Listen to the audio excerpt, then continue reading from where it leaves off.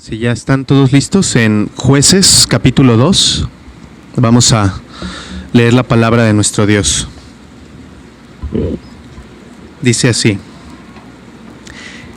El ángel de Jehová subió de Gilgal a Boquim y dijo: Yo os saqué de Egipto y os introduje en la tierra de la cual había jurado a vuestros padres diciendo: No invalidaré jamás mi pacto con vosotros, con tal que vosotros no hagáis pacto con los moradores de esta tierra, mas vosotros no habéis atendido a mi voz. ¿Por qué habéis hecho esto?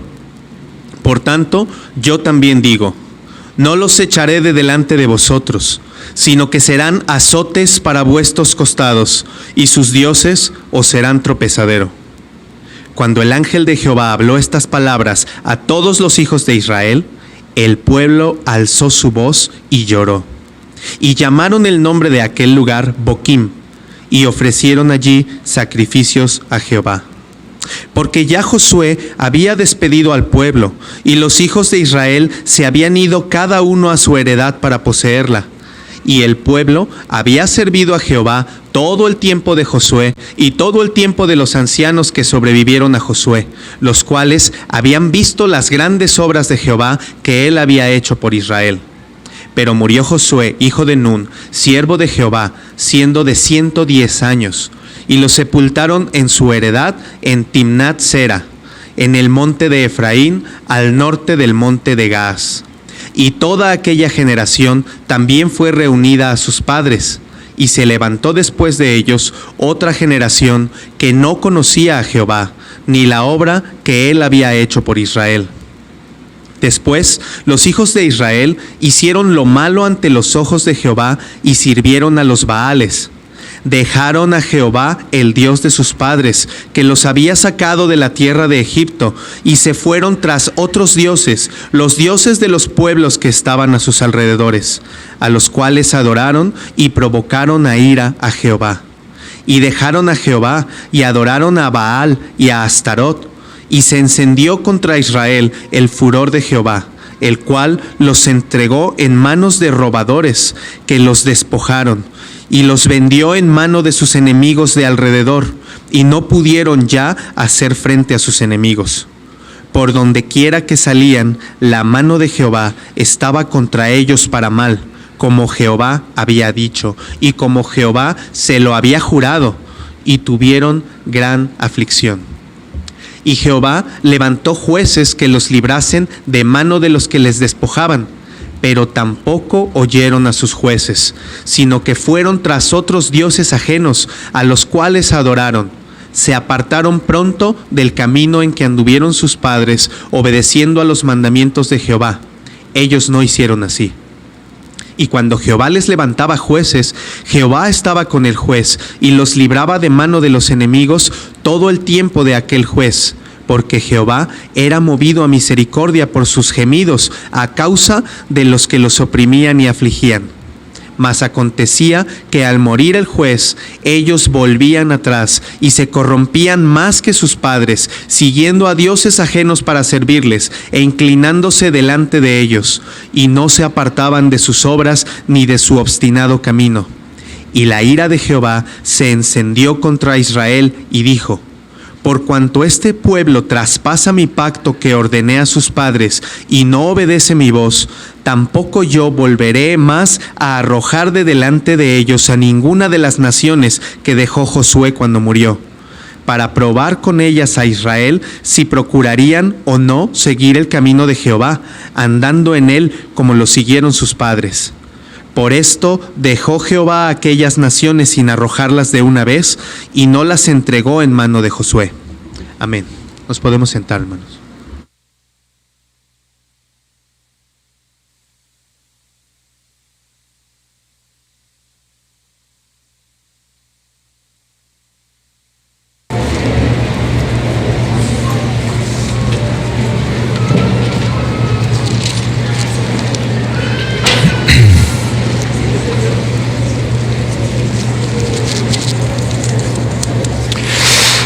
Bien, ¿qué tenemos el día de hoy para meditar en Jueces, capítulo 2?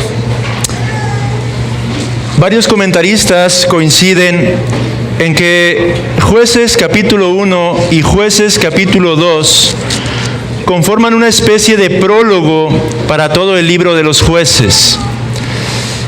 Por una parte, en Jueces capítulo 1 podría decirse que tenemos la perspectiva del pueblo de Israel con respecto a los diferentes acontecimientos que se nos irán narrando a lo largo de todo este libro. Si ustedes recuerdan, la semana pasada, cuando nuestro hermano meditaba acerca de este capítulo, leíamos cómo es que los israelitas comenzaron a bajar la guardia y dejaron de cumplir el mandato que Dios les había dado de conquistar a todas las naciones que se encontraban allí, todos los pueblos que habitaban en la tierra de Canaán. Al punto de que, lejos de someterlos y conquistarlos y expulsarlos, como era la orden, comenzaron a hacer de ellos tributarios. En varios versículos del capítulo 1 se nos menciona esa palabra. Versículo 28, por ejemplo, del capítulo 1, se nos dice: pero cuando Israel se sintió fuerte, hizo al cananeo tributario, mas no lo arrojó. Versículo número 30, una vez más, al final del versículo se dice que Zabulón arrojó a los que habitaban en Quitrón, ni a los que habitaban en Naalaal, sino que el cananeo habitó en medio de él y le fue tributario. Y así una y otra vez, versículo 33, versículo 35, vemos cómo es que la historia se repite. El pueblo de Israel está faltando al mandato que el Señor le había dado. En Deuteronomio capítulo 7, en su versículo número 2 y en el versículo número 5, el Señor había claramente instruido al pueblo con respecto a este propósito. Y Jehová tu Dios, desde el versículo 1, capítulo 7, versículo 1, cuando Jehová tu Dios te haya introducido en la tierra en la cual entrarás para tomarla, y haya echado de delante de ti a muchas naciones, al Eteo, al Gergeseo, al Amorreo, al Cananeo, al Fereceo, al Heveo y al Jebuseo, 7 naciones mayores y más poderosas que tú, y Jehová tu Dios las haya entregado delante de ti, y las hayas derrotado, las destruirás del todo. No harás con ellas alianza, ni tendrás de ellas misericordia. Ahí estaba la clara instrucción que Dios estaba dando al pueblo de Israel respecto a la toma de la tierra prometida, la tierra de Canaán. Y en Números 33, Dios había advertido lo que ocurriría si ellos no cumplían con este cometido. Números 33, versículo 55, Dios advertía al pueblo diciendo: y si no echareis a los moradores del país de delante de vosotros, sucederá que los que dejareis de ellos serán por aguijones en vuestros ojos y por espinas en vuestros costados, y os afligirán sobre la tierra en que vosotros habitareis. Ahí estaba el mandato de Dios y la advertencia de Dios. Y vemos a través del capítulo 1 del libro de los Jueces la negligencia del pueblo de Israel en llevar a cabo el propósito que Dios había establecido para ellos. Y en Jueces capítulo 2 tenemos, por decirlo así, la perspectiva divina de esta falta de diligencia de parte del pueblo de Israel. Porque vemos allí cómo es que Dios en su soberanía había permitido que esto aconteciera en medio de la conquista, hermanos. Dios soberanamente había concedido que estos remanentes de los cananeos quedaran allí para probar al pueblo de Israel. De hecho, es como concluye el capítulo 2 que leía nuestro hermano hace un momento, diciendo, versículo 22, para probar con ellas a Israel, si procurarían o no seguir el camino de Jehová, andando en él como lo siguieron sus padres. Por esto, dice, dejó Jehová a aquellas naciones sin arrojarlas de una vez, y no las entregó en mano de Josué. Y en el capítulo 2 del libro de los Jueces, vamos a encontrar el patrón que se va a repetir a lo largo de todo el libro, hermanos. Un ciclo trágico, como algunos lo han llamado, o una especie de espiral descendente, es lo que se nos anuncia en este prólogo del libro de los Jueces. Lo que comenzó como tolerancia, citaba nuestro hermano Héctor la semana pasada de un autor, se convirtió en apostasía. Y esta es la historia que se repetirá una y otra vez a lo largo de los 350 años que abarca este libro de los Jueces. Los israelitas caen en pecado, caen en idolatría. Posteriormente viene o vendrá el juicio de parte de un Dios que es perfectamente justo y santo. Luego vendrá un arrepentimiento temporal de parte del pueblo de Israel. Y posteriormente habrá liberación, gracia de parte de Dios para con este pueblo respondiendo al clamor. Este es el ciclo que veremos repitiéndose constantemente a través de este libro de los jueces, hermanos. Y este patrón lo vemos en este capítulo número 2. Vayan al versículo número 11, donde dice: después los hijos de Israel hicieron lo malo ante los ojos de Jehová y sirvieron a los Baales. Este estribillo, hermanos, estas palabras son palabras que sonarán una y otra vez a través de las meditaciones que llevemos por medio de este libro de los jueces. El pueblo de Israel abandonando, apostatando de la comunión con el Dios del pacto, con el Dios que les había rescatado, con el Dios que había sido fiel para con ellos. Este pueblo haciendo lo malo a los ojos de este Dios santo, de este Dios justo, de este Dios bueno, de este Dios misericordioso, yéndose en pos de falsos dioses, de ídolos, Baales, diferentes dioses de los cananitas. Y después de esto se nos dice, versículos 14, 15, cómo es que Dios enviaba juicio. Se encendió contra Israel el furor de Jehová, el cual los entregó en manos de robadores que los despojaron y los vendió en manos de sus enemigos de alrededor, y no pudieron ya hacer frente a sus enemigos. Después de la apostasía del pueblo, después del pecado del pueblo, venía el juicio constantemente de Dios contra ellos.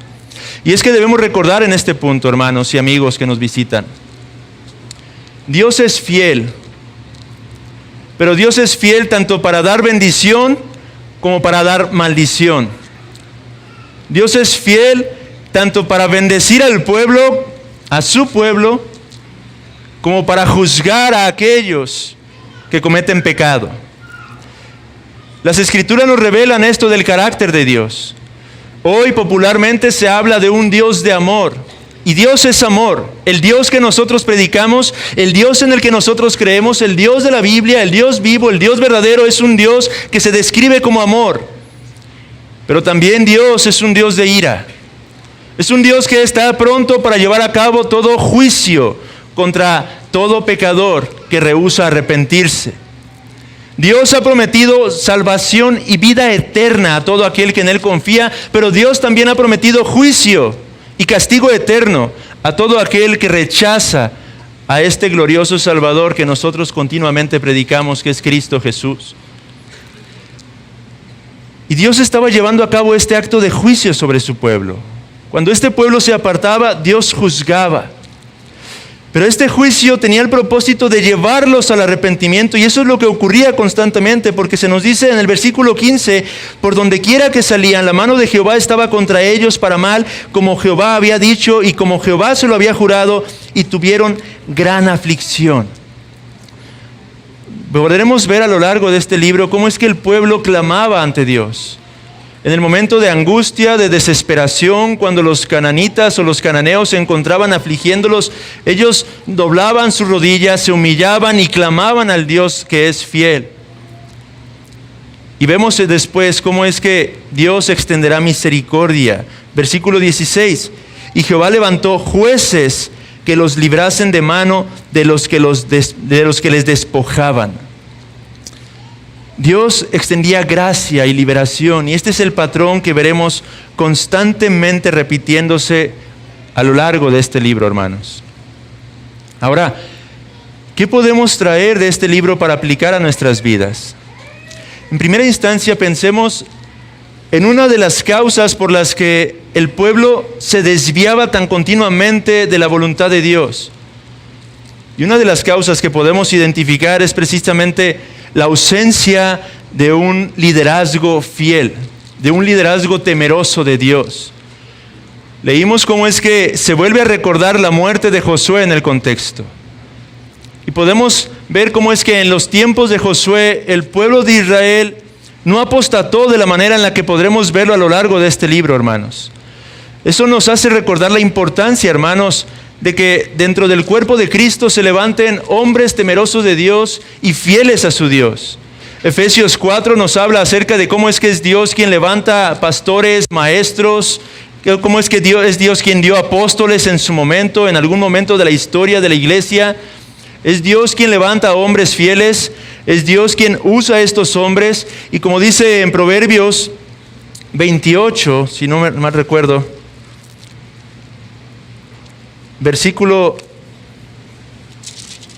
Proverbios 29 es, versículo 18. Sin profecía el pueblo se desenfrena, mas el que guarda la ley es bienaventurado. La importancia, hermanos, y la necesidad de que sean levantados por Dios hombres fieles, hombres con un corazón temeroso de Dios, hombres que amen al Señor y su gloria por sobre todas las cosas y que amen al pueblo de Dios. La importancia de gozar y de contar con ministros que verdaderamente estén interesados en avanzar el reino y no en su propio beneficio. Hoy en día vemos tristemente cómo es que abundan en muchas iglesias evangélicas hombres falsos, falsos pastores, falsos maestros, falsos ministros, que lo único que buscan es obtener provecho de las ovejas, apacentándose a sí mismos. Y cuando esto ocurre, el pueblo pierde el rumbo, pierde la dirección y tarde o temprano terminará a la deriva. Ahora, en segundo lugar, algo que nos vuelve a recordar Jueces 2, a la luz de lo que nuestro hermano ya compartía la semana pasada, es la importancia de la mortificación de nuestro pecado. En Romanos capítulo 8, versículo número 13, el apóstol dice: porque si vivís conforme a la carne, moriréis. Mas si por el Espíritu hacéis morir las obras de la carne, viviréis. Jueces 2 nos recuerda una vez más, hermanos, que estamos en una batalla, en medio de una guerra. Es cierto que ahora nuestra guerra no es física, no se pelea con armas materiales, pero nuestra guerra es una constante, es una guerra espiritual. Cada uno de nosotros tenemos enemigos en común. Y el mayor de los enemigos es nuestro propio pecado, hermanos. Lo que se alberga en el corazón de cada uno de nosotros. Somos llamados, según Romanos 8, versículo 13, a mortificar el pecado que aún se alberga en nuestros corazones. Hoy popularmente se atribuye toda clase de mal a Satanás y a sus huestes. El evangelicalismo moderno suele ver a Satanás por doquier, en todas partes. Es el enemigo, el ataque del enemigo lo que nos está distrayendo, dicen ellos. Y es cierto, Satanás es uno de nuestros enemigos, pero creo que el mayor enemigo se encuentra dentro de cada uno de nuestros corazones. Es el remanente del pecado del que hablan las Sagradas Escrituras. Y usted y yo, como cristianos, somos hechos responsables de mortificar ese pecado, de mortificar la carne. Es cierto que a veces solemos pensar en los pecados más escandalosos como aquellos que tenemos que aplastar, que tenemos que destruir, aquellos de los que tenemos que apartarnos. Pero lo cierto es que hay aún pecados sumamente sutiles que se albergan dentro del corazón de cada uno de nosotros. Hay un libro que se llama Pecados Respetables. En este libro se abordan toda clase o varios pecados que muchas veces pasamos por alto y que llega al punto en que los llegamos a tomar como algo normal, como algo cotidiano, como algo que no tiene mayor relevancia en nuestras vidas. Pecados como la ansiedad y la frustración, por ejemplo. Amado hermano, ¿cuántas veces hay ansiedad y frustración en tu corazón? ¿Cuántas veces hay falta de contentamiento con respecto a tu situación diaria, a tus circunstancias particulares, a tu familia, a tu esposa, a tu esposo, a tus hijos, a tu trabajo? Estos son pecados, estos son pequeños cananitas que se encuentran aún albergados en nuestros corazones y que somos llamados a mortificar, a destruir. Que hay de ingratitud muchas veces, cuando a veces no tenemos lo que desearía nuestro corazón. Hay ingratitud en nuestros corazones porque perdemos de vista aquellas abundantes bendiciones que Dios ha derramado sobre nosotros. Que hay del orgullo, o que hay del egoísmo, que hay de la falta de dominio propio. ¿Cuántas veces nos solemos excusar diciendo, es que ese es mi carácter, así soy yo? Pero lo cierto es que esos son pecados que somos llamados a mortificar a la luz de las Escrituras. ¿Qué hay de la irritabilidad, de la ira? ¿Qué hay del juzgar ligeramente a los demás? Eso que censuró nuestro Señor Jesucristo en el Sermón del Monte y en Lucas, cuando hablaba acerca de que no juzguemos para que no seamos juzgados, ¿qué es lo que daba a entender nuestro Señor Jesucristo? Él no estaba prohibiendo que no discernamos con respecto de falsos maestros, de falsas doctrinas, de falsas enseñanzas, Él no estaba prohibiendo que no seamos capaces de discernir lo que es pecado de lo que no es pecado. Pero Él lo que estaba prohibiendo es la actitud, esa actitud orgullosa, egocéntrica, esa actitud altiva al juzgar a los demás con tanta ligereza, dejando de ver nuestras propias faltas, dejando de examinarnos a nosotros mismos con respecto a nuestros pecados. ¿Qué hay de la envidia, de los celos, de los pecados de la lengua? Todas estas cosas, hermanos, son pecados que somos llamados a mortificar, que el apóstol Pablo nos exhorta a hacer morir. ¿Y cómo es que debemos hacer morir estos pecados, hermanos? No en nuestras fuerzas, pero a través de Cristo y su gracia. No olvidando jamás la cruz de Cristo, no olvidando jamás el sacrificio perfecto que nuestro glorioso Señor llevó a cabo en ese madero para el perdón absoluto y perfecto de todas estas faltas. Pero no solamente a través de la cruz, sino aunado al arrepentimiento constante. Tenemos que aprender a mortificar las obras de nuestra carne, hermanos. Ahora, otra causa por la que podemos ver cómo es que el pueblo de Israel fue arrastrado a la apostasía, no solamente la falta de un liderazgo fiel, no solamente la negligencia de destruir a todos los enemigos del pueblo de Dios, pero aún la negligencia en perseverar en el conocimiento de Dios. Usted observa allí cómo es que claramente se nos dice en el versículo 10, y toda aquella generación también fue reunida a sus padres, y se levantó después de ellos otra generación que no conocía a Jehová, ni la obra que él había hecho por Israel. Y aquí encontramos una aplicación más, hermanos. En ser diligentes, en no perder de vista nunca la cruz de Cristo en nuestras vidas, hermanos. No es que el pueblo de Israel no supiera quién era Jehová. Ellos sabían quién era Dios, el Dios vivo, el Dios del pacto. Pero el texto tiene la intención de enfatizar que ellos no conocían íntimamente la salvación que Dios había obrado cuando los rescató de manos de los egipcios, la salvación que Él había obrado cuando los libertó de la esclavitud en la que ellos se encontraron en otro tiempo. Hermanos, y esta es una amonestación para nosotros como iglesia. Es cierto que por la gracia de Dios hay una sana doctrina entre nosotros, pero nunca olvidemos la importancia de hacer siempre énfasis en la cruz de Cristo. Nunca desechemos la gloriosa cruz de nuestro Salvador de nuestros púlpitos. Nunca desechemos la cruz de Cristo en la instrucción hacia nuestros hijos. Nunca desechemos la cruz de Cristo en nuestras vidas. Jamás desechemos la cruz de Cristo de nuestros matrimonios, de nuestros hogares. La cruz de Cristo debe ser siempre el centro, el absoluto centro de nuestras vidas, de nuestra existencia, de nuestro ser. Eso es lo que ha ocurrido en denominaciones enteras que ahora mismo se encuentran en apostasía. Hay un momento en que las generaciones que se levantan aceptan el Evangelio, pero la siguiente generación simplemente asume el Evangelio, y en la tercera generación comienzan a confundirlo, y en una cuarta generación se ha perdido por completo. Es nuestra responsabilidad, amados hermanos, el mantener siempre la cruz de Cristo como el centro de nuestras vidas, porque es ahí donde está nuestra esperanza, hermanos. Fuera de Cristo no hay absolutamente nada. Podríamos tratar de luchar contra el pecado, pero sin la cruz de Cristo todo sería en vano. Podríamos tratar de luchar contra Satanás, pero sin la cruz de Cristo sería en vano. Podríamos tratar de luchar contra este mundo y sus placeres, pero sin la cruz de Cristo es absolutamente en vano. Es Cristo, y solo Cristo, quien debe mantenerse siempre en el centro de nuestra existencia, hermanos. Es el conocimiento íntimo de la salvación de este glorioso Redentor lo que nos ha de conducir en nuestro día a día hasta que podamos entrar en nuestra tierra prometida, hermanos. Pero ahora, ¿en qué consiste esto?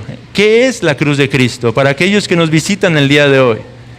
Y para cumplir con esta exhortación el día de hoy, concluyendo, siendo dirigidos a contemplar la gloria de esta cruz. ¿Por qué es que hoy podemos pararnos aquí? ¿Por qué es que hoy podemos congregarnos aquí gozosos, con la certeza de que hay vida eterna esperando a todos los que han confiado en Jesús? ¿Por qué?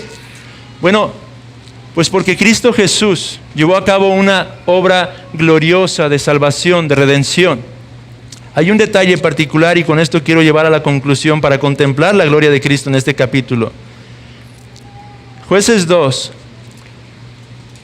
versículo 12 y versículo 13 hace énfasis en algo que los israelitas hicieron con respecto al Señor. Se nos dice que ellos dejaron a Jehová, el Dios de sus padres. Y en el versículo 13 vuelve a decir, y dejaron a Jehová. Otras traducciones lo interpretan como abandonaron a Jehová, el Dios de sus padres. El pueblo abandonó una y otra vez a un Dios que es fiel, que es digno. ¿Cómo es que Dios puede perdonar pecados como este? ¿Cómo es que Dios puede perdonar tal idolatría, tal abominación? Bueno, pues porque Dios mismo tuvo que abandonar a su propio Hijo en la cruz. El Hijo fue abandonado en el Calvario. Y esto es el Evangelio, que Jesucristo, siendo Dios, se encarnó para habitar entre nosotros, y estando en aquella cruz, en la condición de hombre, se humilló a sí mismo y tuvo que clamar. Salieron de sus labios las palabras, Dios mío, ¿por qué me has abandonado? ¿Por qué me has desamparado? Jesucristo mismo tuvo que ser abandonado en ese Calvario, para que aquellos que, siguiendo nuestros pecados, yendo en pos de nuestras propias concupiscencias, y que por lo tanto habíamos abandonado a Dios, pudiéramos ser reconciliados con nuestro Dios. Jesucristo mismo tuvo que soportar y sufrir el abandono en aquella cruz. Si usted va al Salmo 2, con esto quiero concluir. Salmo 22, perdón.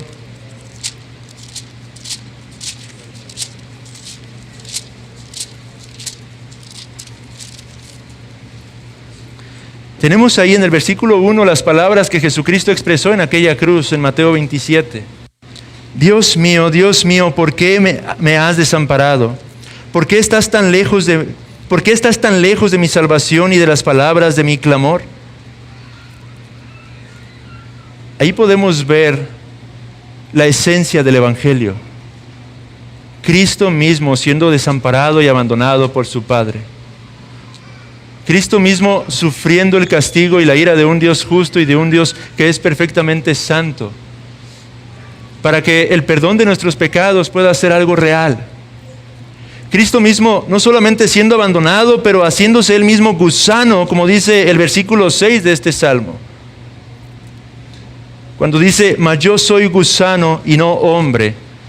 Lo que está diciendo el salmista literalmente, o las palabras de Cristo que están expresándose a través de este texto, es que Él se estaba haciendo inmundo a los ojos de un Dios santo en esos momentos, tomando la inmundicia de un pueblo que vino a rescatar para que nosotros pudiésemos ser perfectamente perdonados de todas y cada una de nuestras faltas. Este es el Evangelio, que el justo pagó por los injustos, que aquel que no conoció pecado por nosotros fue hecho pecado para que entonces nosotros fuésemos hechos justicia de Dios en Él. Esta es la gloriosa cruz que queremos predicar y que seguiremos predicando y que somos llamados a predicar, porque por medio de su muerte nosotros tenemos vida. Y esta misma esperanza se sigue extendiendo a todo pecador, a ti amigo que nos visitas el día de hoy, que aún no estás en Cristo. Hay perdón para tus faltas, hay perdón para tus pecados, pero este perdón solamente está en la cruz de Cristo. Porque fuera de Cristo no podemos esperar absolutamente nada sino el justo juicio de Dios. Amados hermanos, que no olvidemos jamás la cruz de Cristo cuando hablamos con otras personas. ¿Es importante hablarles del pecado? Sí. ¿Es importante mostrarles la ley? Sí. Pero no dejemos ahí a las personas. Es necesario ir una y otra vez a la cruz. Es necesario acudir constantemente y llevar a aquellos a quienes nos acercamos a contemplar el sacrificio perfecto de nuestro Salvador, hermanos. Ese sacrificio por el cual hoy podemos estar aquí adorando y exaltando a nuestro Señor, hermanos. Continuemos glorificándole el día de hoy, hermanos. Amén.